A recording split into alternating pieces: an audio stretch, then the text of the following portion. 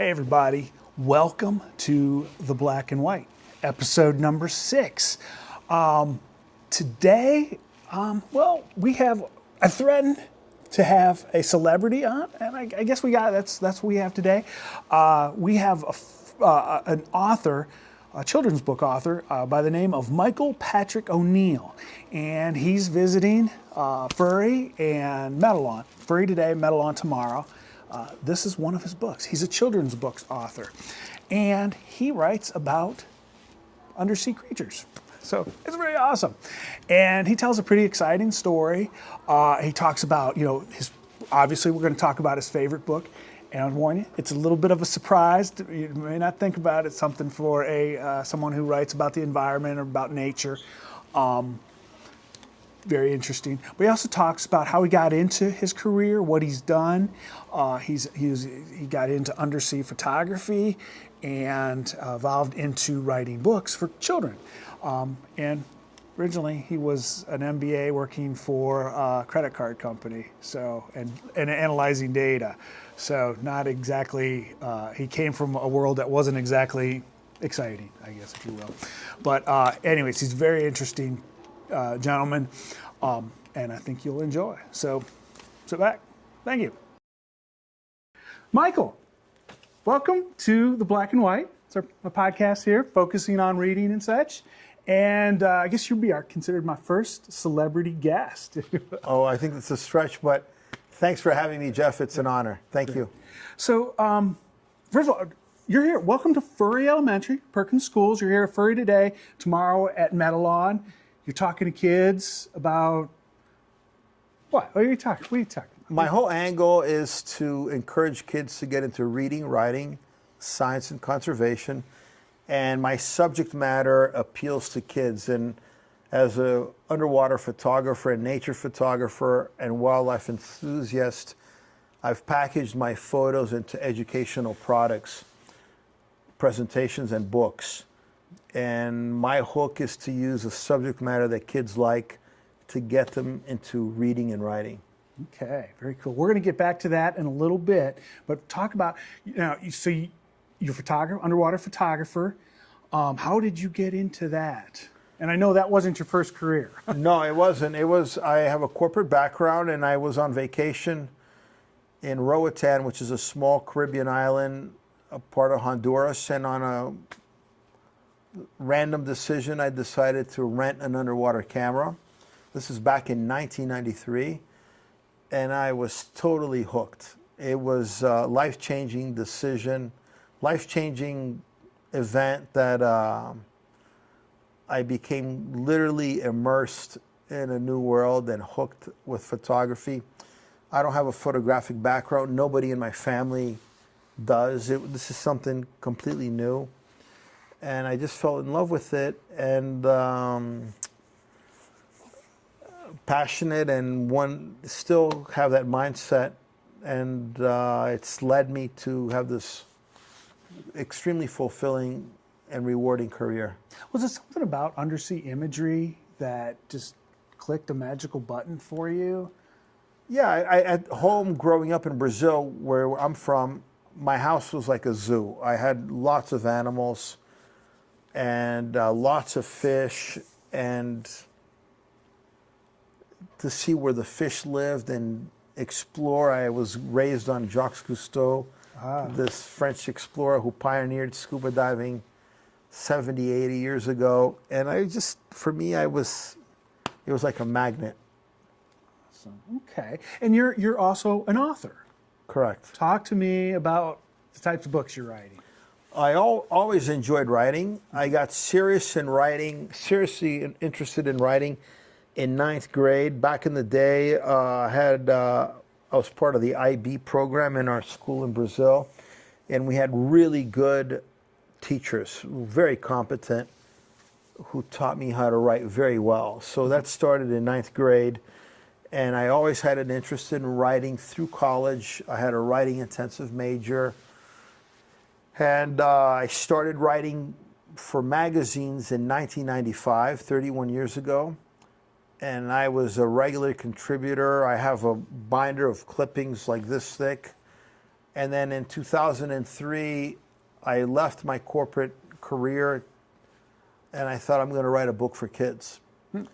Because I remember being a child and getting happily lost in nature books. And I know kids love the subject matter.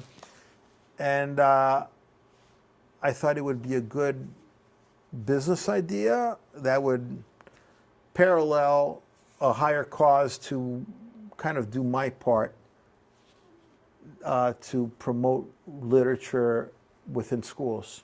Okay. And that's how I got here, and I've been doing this now full time, 25 years, and I love it.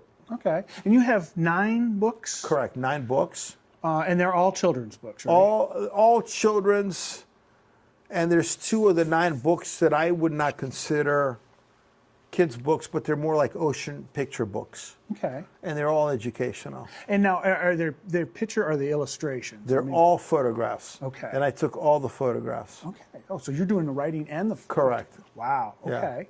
And you're doing, I imagine, editing the books as well. And... The editors, the editing part, I hire editors. I hire a designer. I hire people to help me. It's a product at the end of the day. My skill set is finite, like everybody's. So I'm smart enough to hire people who know better than I do. Okay. So it's a team effort. And oftentimes, for example, I use the same designer now for some 23 years.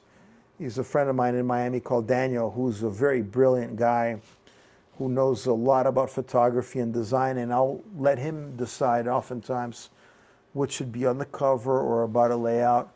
And it can't be just you. Mm-hmm. You need input from people, right? Because we don't know, we're not masters of all the knowledge. Okay. I think that's important to realize that. Okay, very good. In all careers. And everything, actually. Yeah, and everything that we do, yeah. Okay, very good. Want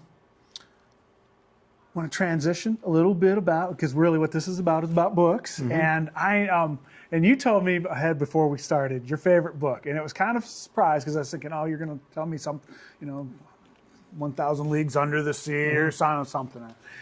And it's not really an ocean related, Absolutely sea related. not, no. What is your favorite book? Lord of the Rings, and I've read the 3 books 2 times. Wow. From cover to cover. That's how much. That's pretty I went. amazing. And I went when the movies came out. I was in line at midnight to watch them. Awesome. What's better, the books or the movies? The books are obviously, it's a work of art, but Peter Jackson, the director, really was very true to the books. Mm-hmm. And the consensus is that, because you have some Tolkien hardcore fans, mm-hmm. and the consensus is that he did a great job. Justice, yes. Yeah, but the books it's a classic. Why? What did he do? Look at the brilliance of Tolkien. Uh-huh. He created a world, he created a language. There are strong parallels from his experience in war, World War I. There's a lot of Christian values in the books, the struggle between evil and good. It's a history class, it's a master class in the full spectrum of human emotion. Okay. And it's a gift. That book, that trilogy, I think was ranked by Amazon as the greatest story of all time, or the greatest book. When I mean book, I'm referring to the 3, mm-hmm. the greatest story of all time. And I'm a fan, and I may read it all over again. Yes. I mean, I appreciate that. Someone who loves a book, and that really says something. When you read a book a second or third time, and I know I've read books like at different times in my life, and right. I've recognized my age, the way mm-hmm. I've changed. Exactly, yeah. You see different things, and there's different parts. Mm-hmm. Is there anything in the book that particularly is, I don't know, personal to you when you think about that book, and that this means something to me? To the quest to destroy the ring is like our journey through life. It's so challenging. And the odds were stacked against Frodo and Samwise. I'm total geek here, so I know and the overwhelming odds. And that teaches you that when you have conviction and you believe in something, you can succeed. Okay, very good. Wow. And then the other thing that I absolutely love is the role of Gandalf as the wizard. And, you know, I'm not going to put religious meaning into, but he, in my eye, almost plays the role of a deity. And when he comes back, because he was Gandalf the Grey, this is what a geek I am, and he had his battle, and he came back as Gandalf the White.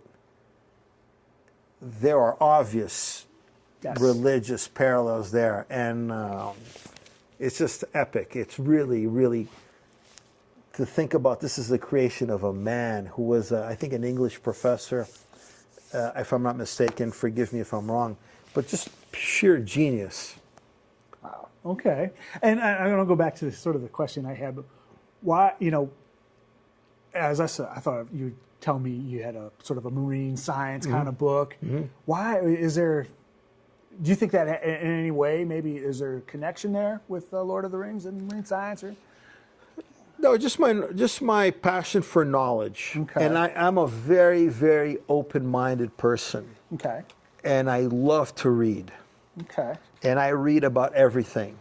Okay. So if I'm going to read fantasy, Lord of the Rings, or Jacques Cousteau, Seven Leagues, you know, I don't care. I want to learn. Okay. And I just recently read, there was I forgot his name, but Warren Buffett had a partner in Berkeley. His company, I'm not blanking out, but Walter Monk, maybe? Yep. He has famous quotes, and I follow him on Instagram. This gentleman has passed away, but he has a quote that says, smart people read 30 minutes a day. So I tell the kids, read at least 30 minutes a day. I don't care what you read, but read something. Yeah, yeah. And my whole angle now, because we all have limited time, you know, our days are, you know, we don't have a lot of time to waste in our daily lives now. If I'm reading something, I want to learn something. So that's why recently I have drifted towards nonfiction books. And the minute I make a decision to read something, I'm thinking to myself, how is this going to enrich me? How am I going to learn something? And that's my angle now. So I'm very picky what I'm reading because I want to learn. Okay. I want to learn something. Okay. Yeah, let's kind of transition into this whole, just in general, reading. Why, you know, and you obviously you're spurring kids' interest, coming in, talking to them. You're putting out something that's very interesting, and you kind of say, okay, you can find out more about this by opening a book. And obviously, I won't be surprised if some kids went home and read some books about fish today. I hope so. That's the whole point. Yeah. Can you talk a little bit about how reading got to where you are today? Absolutely. I remember, Jeff, being a little kid like these guys and opening up the Encyclopedia Britannica, which no longer exists. And at the time, there were no photos. It was just illustrations. And I remember opening that and looking at the illustration of the manta ray or the whale shark, and I'm like, this is just crazy. How cool. And I would get happily lost, and my imagination would just travel.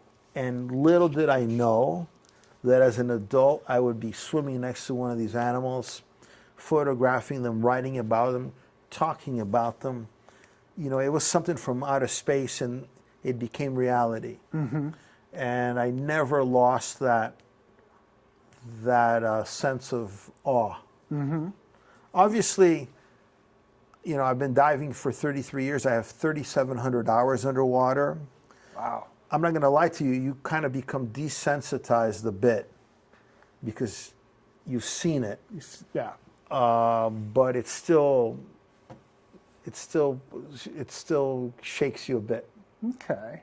And you talk every day. You try to read or have this mission of 30 minutes a day. Do you still do that? I do it a lot more. Okay. I'm reading newspapers about fish, I read everything.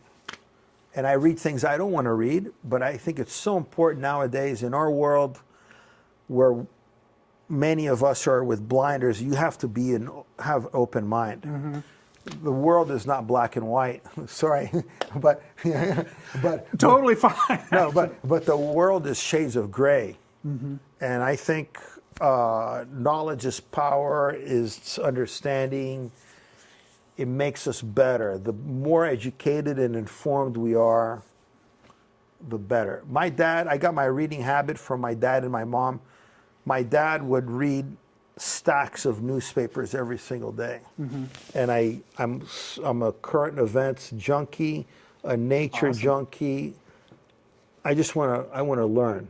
You know? Talk about that reading as a family thing. I think that, you talk about how your parents were inspired you to read. And I think that's something today that a lot of parents, hand a phone off to their kids or an iPad here, and we have, unlike when we were kids, kids today have gadgets, electronic gadgets, which is a distraction. Yeah, it'll turn your brain into jelly. Yeah. How do we get that back to getting, I don't know. I think these electronic devices are a curse. Mm-hmm. And I think it's wiring the brains of children in not the ideal way. Right. And we were talking this morning, there's a backlash in some school districts, and they're even removing these Chromebooks from these kids. They're going back to pen and paper. There's an article yesterday from Princeton University where they're going to put proctors back in exam rooms. Wow. Because of the concern with cheating. With AI now, more kids are getting A's than ever before. Why? You don't have to be Einstein to know that there's a lot of cheating going on. Yeah. Who are we raising? And I'm talking about society. Yeah. Who wants a doctor who cheated his way through college or medical school? Yeah. Or a lawyer? Or, so I'm old school. I think you can't deny a child his or her phone or her iPad or whatever. Yeah. But you need discipline. Right. And okay, you want to play, you're going to have an hour, but you're going to read an hour. Yeah. And you're going to read a book. You're not going to play these things on the phone. I do think, it's so, and just over the years, I've got to the point where reading is that it's a downtime for me. And it's entertainment. It's time where and when I'm start reading, I start thinking about things, and that connection to prose makes it goes straight to my brain, and it's like getting that. Whereas gadgets, I don't know, it's not the same. It's a waste, and also what I enjoy about reading is appreciating the skill of the writer. Yes. Like I tell you, I'm a good writer, but I'm not a great writer. I hope one day to get to but some people really, really are gifted. Mm-hmm. And I read this stuff and I'm like, wow. Well, and it's funny, you say you're not a great writer, because I would argue that you are a great writer. Thanks. Because you know your audience. Mm-hmm. And your audience are the little ones. And when you see the crowd of kids and they're seeing that, they're connecting with you, and now there's some times where they start jabbering. That's normal. But man, they're focused on you, and you put that picture of the big great white shark or the sea turtle, and you start talking about it. You're connecting with them. It's fun, and that's the hook. Yeah. And I know that's the secret sauce. Yeah. They're gonna like the subject matter, and then they're gonna learn something. Very good. Thank you so much for taking some time today. All right. I know you have to walk around the school and visit with some kids and see the classrooms and all. So again, thank you so much for taking some time, and thank you for coming to Sandusky. Please come back. Absolutely, Jeff. I go everywhere. I've been to Ohio many times. I've been in this area before. I've been to Defiance, Ohio, Okay. Findlay, Columbus. I'm coming back already in the fall. I just got invited to come back, I think, to 4 or 5 schools in the Columbus area. In the fall. I go everywhere. I love it. I've been to 28 states. I've been as far away as Fairbanks, Alaska, presenting. Some. So the more the better. Yeah. Very good. Awesome. Thank you so much. My pleasure. Thanks so much. Thanks for having me. Okay. Okay, everybody. Hey, thanks for joining. Hopefully you found it as interesting as I did. I think Mr. O'Neill is a very interesting guy. I hope the book, his favorite book, maybe caught you by a little bit of a surprise. I remember reading those books as a kid. The Lord of the Rings is not a light read, but definitely and a lot of intense reading there. So, anyways, hope you enjoyed. Come back next week. I have someone that I'm hoping is going to be equally as interesting and more of a local person. So, very good. Thank you so much.